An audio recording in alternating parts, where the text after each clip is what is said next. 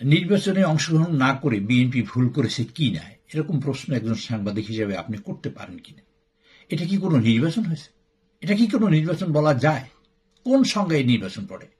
যে দেশের ৯৫% মানুষ ভোটে অংশগ্রহণ করে নাই, বয়কট করেছে, এমনকি 5%ও ভোট পড়েছে কিনা, আওয়ামী লীগের লোকেরা আওয়ামী লীগের ভোট দিয়েছে কিনা তাও নিশ্চিত নয়, কোনো ভোটই হয়নি। জনগণের অভিপ্রায়, জনগণের ইচ্ছাই যদি গণতন্ত্র হয়ে থাকে, তাই এই নির্বাচনে কোনো গণতন্ত্রের গও হয়েছে আপনি মনে করেন? এগুলো একটা দিক, বাংলাদেশি মানুষ তো এটাকে প্রত্যাখ্যান করেছে পুরোটা। দ্বিতীয় হলো আমেরিকা, ইউরোপিয়ান সহ সমগ্র বিশ্ব, পশ্চিমা বিশ্ব তো আছেই, সমগ্র বিশ্ব, জাতিসংঘ, সকল মানবাধিকার সংস্থা এই নির্বাচন সুষ্ঠু হয় না মর্মে ঘোষণা দিয়েছে এবং তারা বলেছে এই নির্বাচন সঠিক হয় না। তো কাজে পৃথিবীর কেউই এটাকে সঠিক বললো না, বিএনপি এটাকে বর্জন করলো। আপনি কেমন কি করে প্রশ্ন করেন যে বিএনপি এটা বর্জন করা ঠিক হয়েছে কিনা? আমার দৃষ্টিতে 100% ঠিক হয়েছে এবং ইতিহাস যখন মূল্যায়িত হবে তখন দেখবেন, আপনারাই দেখবেন ইতিহাসে মূল্যায়িত হয়েছে যে বিএনপি সঠিক কাজ করেছে এবং গণতন্ত্রকে এই দেশকে এবং গণতন্ত্রকে ধ্বংস করেছে আওয়ামী লীগ এবং তথাকথিত বর্তমান শাসক দল। নেতৃত্বের প্রশ্ন কেন ওঠে? বিএনপি তো নির্বাচনে অংশগ্রহণ করেন, সঠিক সিদ্ধান্ত নিয়েছে। এই সিদ্ধান্ত দিয়েছেন আমাদের নেতা তারেক রহমান সাহেব। তারেক রহমান সাহেব সেই নেতা যিনি নির্বাচনের 3 মাস আগেই বুঝেছেন যে নির্বাচন সুষ্ঠু হতে পারে না, এখানে গ্রহণযোগ্য হওয়ার কোনো সুযোগ নাই, এই নির্বাচনে পার্টিসিপেটই হবে না এবং নির্বাচন কোনোভাবেই মানুষের কাছে গ্রহণযোগ্য হবে না, সেটা তারেক রহমান সাহেব 3 মাস আগেই বলেছেন, যা সমগ্র বিশ্ব, আমেরিকা এবং পশ্চিমা বিশ্ব বুঝেছে 3 মাস পরে।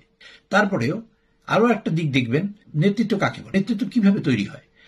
যে বিষয়টা আমাদের নেতা তারেক রহমান সাহেব না দেখে তার নিজের অভিজ্ঞতা দিয়ে তিনি বুঝেছেন যে এই নির্বাচন সুষ্ঠু হতে পারে না, এই সরকারের আমলে নির্বাচন সুষ্ঠু হওয়ার কোনো সুযোগই নেই, প্রশ্নই ওঠে না। পশ্চিমা বিশ্ব এবং আমেরিকা সেই নির্বাচন হওয়ার পরে নির্বাচন দেখে তারপর বুঝছে এটা সুষ্ঠু হতে পারে না। কাজে এরপরে নেতৃত্ব প্রশ্ন ওঠে কিনা আমি আপনার কাছে জিজ্ঞেস করি, তারেক রহমান সাহেবের নেতৃত্ব সঠিক আছে কিনা এ প্রশ্ন আমি আপনার কাছে করলাম।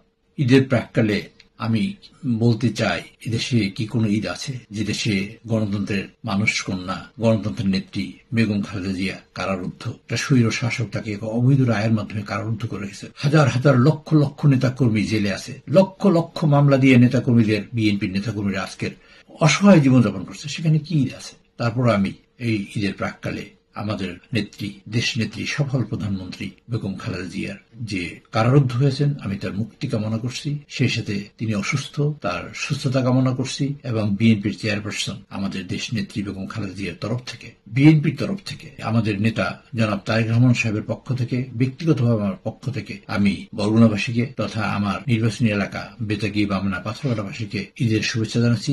ঈদ মোবারক। আসসালামু আলাইকুম ওয়া রাহমাতুল্লাহি ওয়া বারাকাতুহু।